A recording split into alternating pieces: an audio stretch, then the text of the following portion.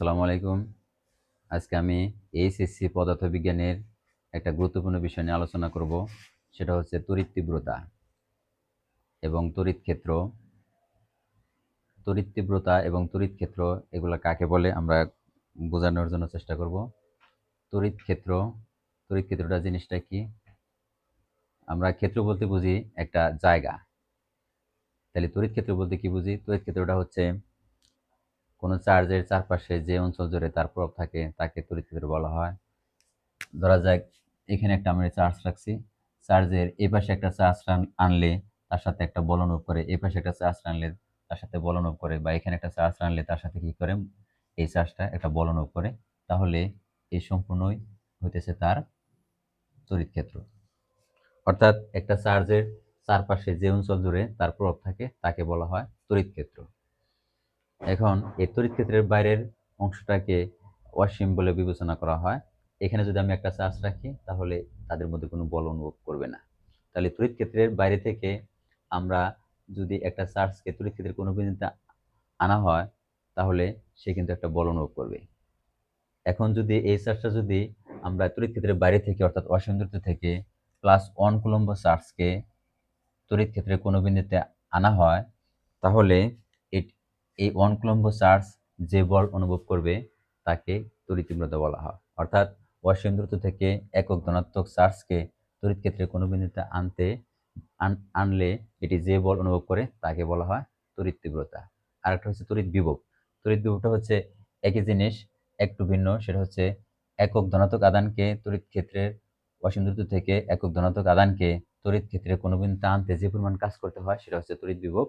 আজকে যেহেতু আমরা তড়িৎ তীব্রতা নিয়ে আলোচনা করব, একক ধনাত্মক চার্জকে তড়িৎ ক্ষেত্রের কোনো বিন্দুতে আনলে এটি যে বল অনুভব করে, অর্থাৎ অসীম দূরত্ব থেকে একক ধনাত্মক চার্জকে তড়িৎ ক্ষেত্রের কোনো বিন্দুতে আনলে এটি যে বল অনুভব করে তাকে তড়িৎ তীব্রতা বলা হয়। আর আমরা জানি দুইটা চার্জের মধ্যকার বল হচ্ছে তড়িৎ বল। সেই তড়িৎ বল এখানে যদি একটা চার্জ ধরা হয়, এখানে যদি একটা চার্জ ধরা হয়, মাঝখানের দূরত্ব যদি r ধরা হয়, তাহলে কুলম্বের সূত্র থেকে আমরা তড়িৎ বল নির্ণয় করতে পারি। সেই তড়িৎ বলটা হচ্ছে চার্জ দুটির গুণফলের সমানুপাতিক এবং এবং এদের মধ্যবর্তী দূরত্বের ব্যস্তানুপাতিক। তাহলে আমরা লিখতে পারতেছি F সমানুপাতিক Q1 Q2 ভাই r স্কয়ার, অর্থাৎ F সমান এখানে একটা k ধ্রুবক লিখতে পারতেছি Q1 Q2 by r square. এই k সমান লেখা যায় 1/4 pi epsilon naught Q1 Q2 by r square. এখন অর্থাৎ আমরা জানি যে দুইটা চার্জ থাকলে তাদের মধ্যে কি করে একটা বল ক্রিয়া করে, যেটাকে আমরা তড়িৎ বল বলি। এখানে যদি এই দুইটা চার্জের মধ্যে একটা চার্জ যদি +1 কুলম্ব হয় তাহলে এই দুইটা চার্জের মধ্যে যে বল ক্রিয়া করবে সেটাই কিন্তু তড়িৎ তীব্রতা। তাহলে এখানে যেহেতু একটা চার্জ 1 ধরা হয়েছে তাহলে আমরা লিখতে পারতেছি, তখন সেটা লিখতে পারতেছি এরকম 1/4 pi epsilon naught Q1 1/r square. তখন এই বলটা হইতেছে তড়িৎ তীব্রতা।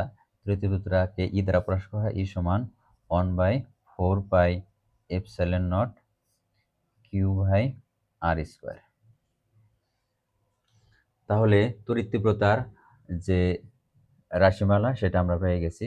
তড়িৎ তীব্রতা সমান আমরা এটাও লিখতে পারি ই সমান F/Q। এখানে যেহেতু একটা চার্জ এজন্য আমরা Q1 না লিখে আমরা এখানে Q লিখছি। তে এটাই হলো তড়িৎ তীব্রতার সূত্র। গসের সূত্র এবং গসের সূত্র থেকে কিভাবে কুলম্বের সূত্রটি প্রতিপাদন করা যায় সেটা দেখানো হবে। কুলম্বের সূত্রটা আমরা একটু আগে দেখলাম যে F সমান 1/4 pi epsilon naught Q1 Q2 by r square. তে আমরা গসের সূত্র থেকে এই সূত্রটা কিভাবে প্রতিপাদন করা যায় সেটা দেখব। গসের সূত্রটা কি প্রথমে আমরা এই জিনিসটা জেনে নেই। সেটা হচ্ছে আমরা যদি একটা চার্জ রাখি, চার্জের চারপাশে একটা যদি তল কল্পনা করা হয়, এই তলটাকে বলা হয় গসীয় তল। এখন এই তলের মধ্যে দিয়ে যে পরিমাণ বলরেখা লম্বভাবে গমন করবে অর্থাৎ অতিক্রান্ত হবে সেটাকে আমরা বলি তড়িৎ ফ্লাক্স।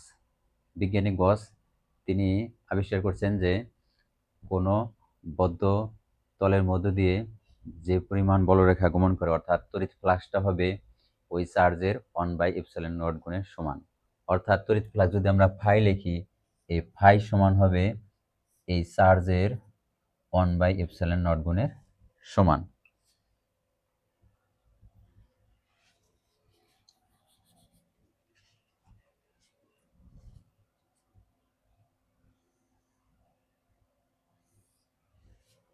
এখানে একটা আবদ্ধ একটা তল কল্পনা করা হয়েছে, একটা আবদ্ধ তল, একটা চার্জ। তাহলে এই দিক বরাবর হচ্ছে তড়িৎ তীব্রতা।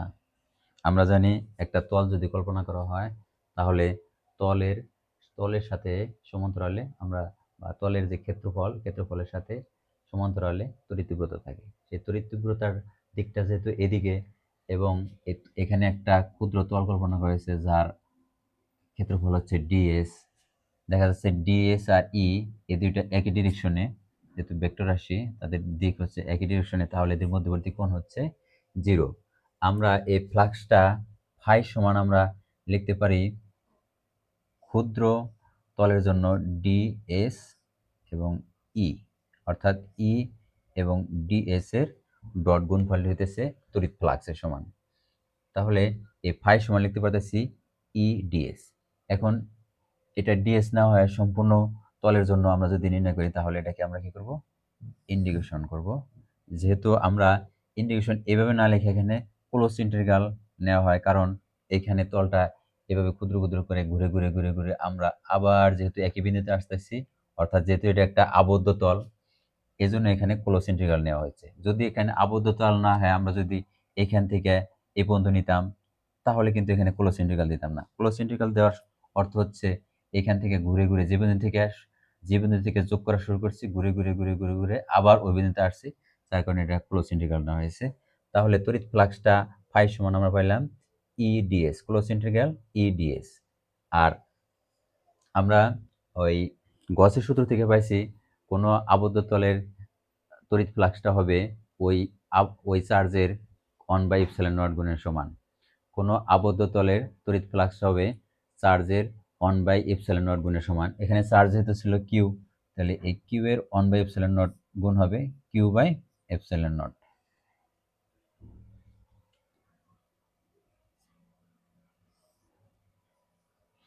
আমরা ই সমান লিখতে পারি, একটু আগে দেখছিলাম এখানে ই আর ডিএস, তাহলে যেহেতু ডট গুণ আছে তাহলে আমরা ডট গুণের সূত্র হচ্ছে যেমন এ ডট বি সমান এ বি কস থিটা।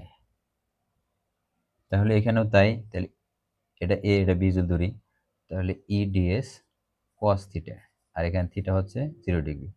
তাহলে আমরা লিখতে পাইতেছি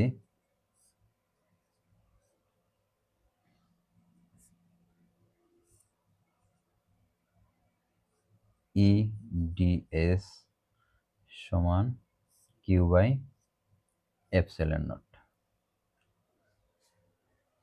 এখানে ই এবং ডিএস এই দুইটা ডিরেকশন হচ্ছে একই দিকে, তাহলে তাদের মধ্যবর্তী কোণ হচ্ছে 0। আমরা ডট গুণের সূত্র থেকে জানি এ ডট বি সমান এ বি কস থিটা। এখানে এ ভেক্টরের মান হচ্ছে এ, বি ভেক্টরের মান হচ্ছে বি আর কস থিটা, অর্থাৎ দুটি ভেক্টরের ডট গুণ হয় ভেক্টর দুটির মান এবং তাদের মধ্যবর্তী কোসাইনের গুণফলের সমান। এখানেও তাই করা হয়েছে, যেহেতু ই এর মান ই আর ডিএস এর মান ডিএস, আর এদের মধ্যবর্তী কোণ যেহেতু 0, তাহলে ই ডিএস cos 0 ডিগ্রি, cos 0 ডিগ্রির মান হচ্ছে 1, আমরা তাহলে পেয়েছি ই ডিএস। এখন ইন্টিগ্রেশন নিয়ম অনুসারে এই ডিএসটা হচ্ছে গাণিতিক অপারেটর এখানে যেহেতু, অর্থাৎ এর যুক্ত কিছু নাই, তাহলে আমরা ইটাকে বাইরে নিয়ে আসি। তাহলে বাইরে নিয়ে আসলে আমরা পাইতেছি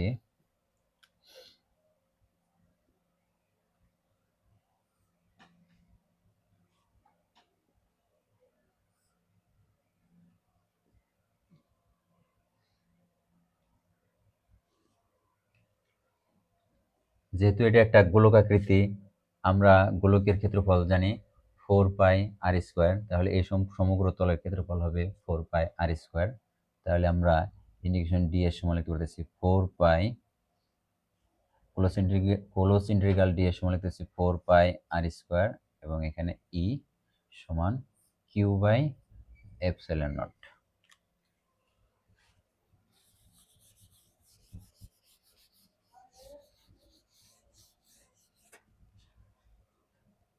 তাহলে এখান থেকে আমরা ই সমান লিখতে পারতেছি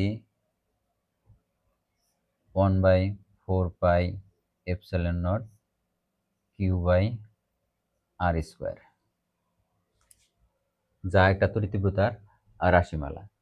আমাদের দরকার হচ্ছে কুলম্বের সূত্র, এফ সমান 1/4 pi epsilon naught Q one Q two by R square. এখন আমরা আবার লিখতে পারি ই সমান এফ বাই কিউ, ই সমান এফ বাই কিউ। আমরা প্রাথমিক চার্জটা যদি কিউ নট নিয়ে অপর একটা চার্জ, তাহলে আমরা লিখতে পারতেছি 1/4 pi epsilon naught Q by R square. তো এখান থেকে আমরা লিখতে পারতেছি এফ সমান 1/4 pi epsilon naught Q naught by R square. এখন এই কিউটা যদি আমরা প্রাথমিক চার্জ ধরি, তাহলে আমরা লিখতে পারতেছি কিউ ওয়ান, আর এটা যদি দ্বিতীয় চার্জ ধরি তাহলে কিউ টু। এটা প্রাথমিক চার্জ, একটা যদি কিউ ওয়ান ধরি একটা কিউ টু ধরি দ্বিতীয় চার্জটা, তাহলে আমরা লিখতে পারতেছি এটা এফ সমান, আমরা দেখতে পাচ্ছি এফ সমান 1/4 pi epsilon naught Q one Q two by R square, যা একটা কুলম্বের সূত্র। এভাবে আমরা গসের সূত্র থেকে কুলম্বের সূত্র প্রতিপাদন করতে পারি। সবাইকে ধন্যবাদ আমাদের সাথে থাকার জন্য। আমাদের সাথে থাকবেন, পরবর্তী ভিডিও দেখার জন্য আমন্ত্রণ রইল।